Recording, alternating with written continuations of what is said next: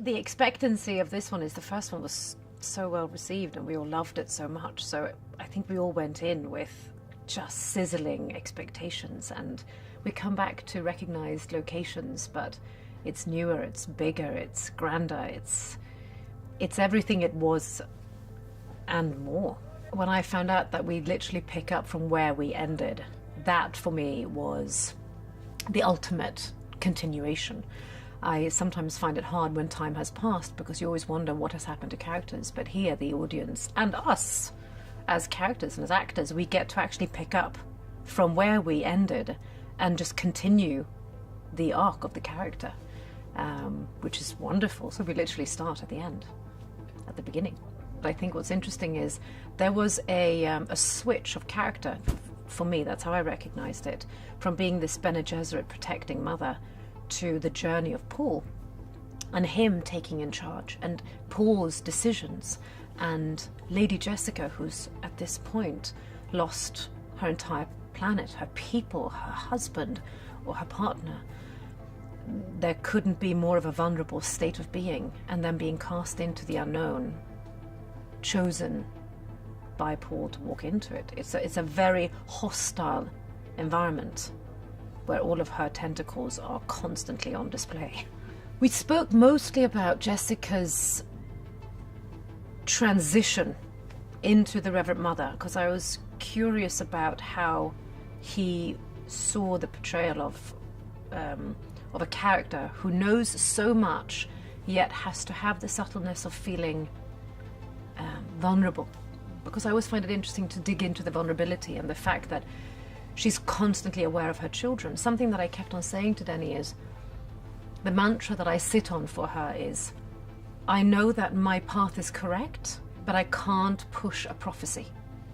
Everything that happens has to take its time. So it's a game of tolerance.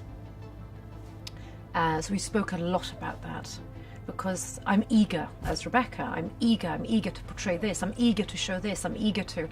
And he kept on saying, it's sitting back. It's letting everything unravel in front of you and then taking decisions based upon the way the prophecy is moving in front of you, if that makes sense. There are two separate entities with her. For me, it is when she is the Reverend Mother, which is most of the film, and when it is prior to it. Those are two separate characters. Even though she's a Bene Gesserit, she's so enlightened with knowledge. And then on top of it, there's a calming sense of stability with her. It's a constant stillness. And it's the idea that when words are spoken, she is 400 dimension past that.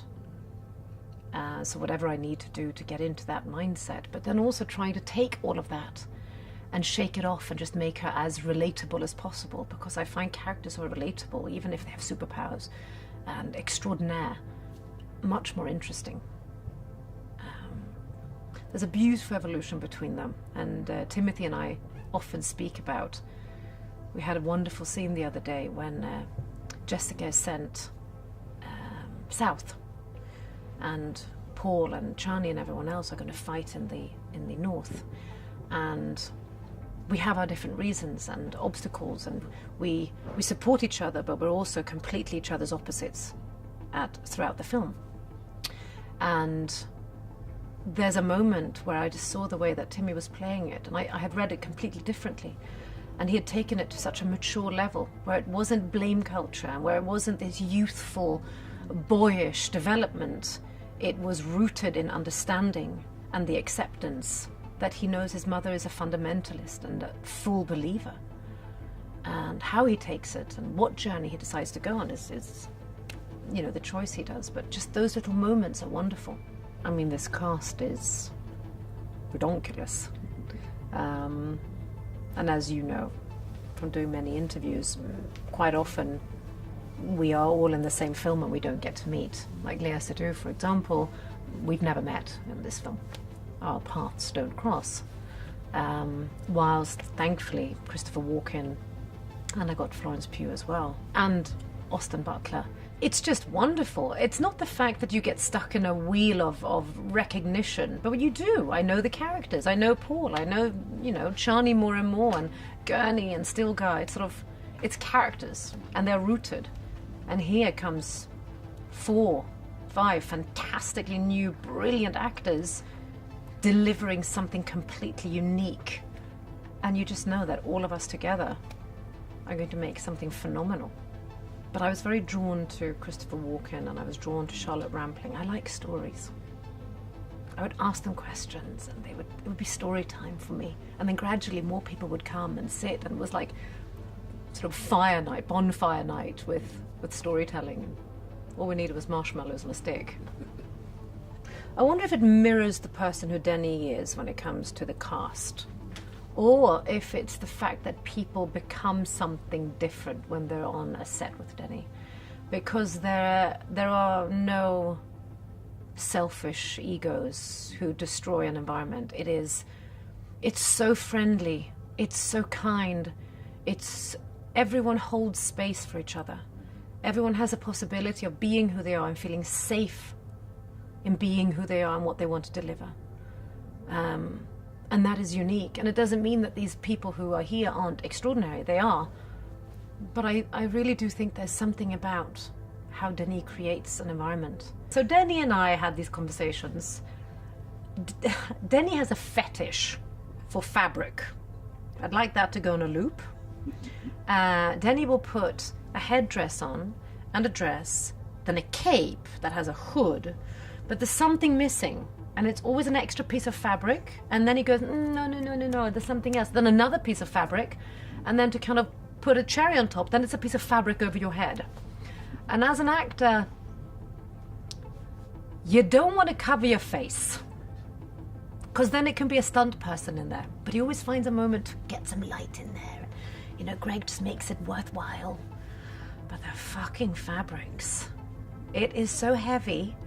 And then you look at it and it looks otherworldly. This is Denis. He just creates this shape. It's not perfect. It's timeless.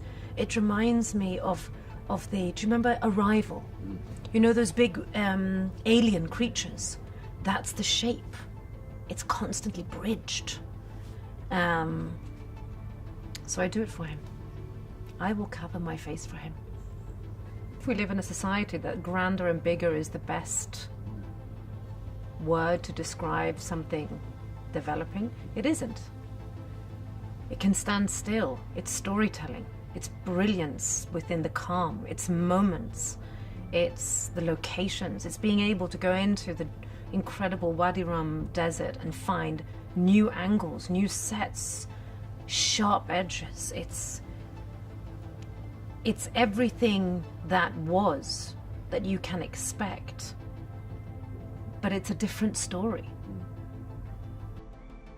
I advise people to see the first film, but you can come in and see the second film and it's a freestanding entity. That is a master who can go from small to big to small to change. It's unexpected. It's emotional. It's catharsism at its best.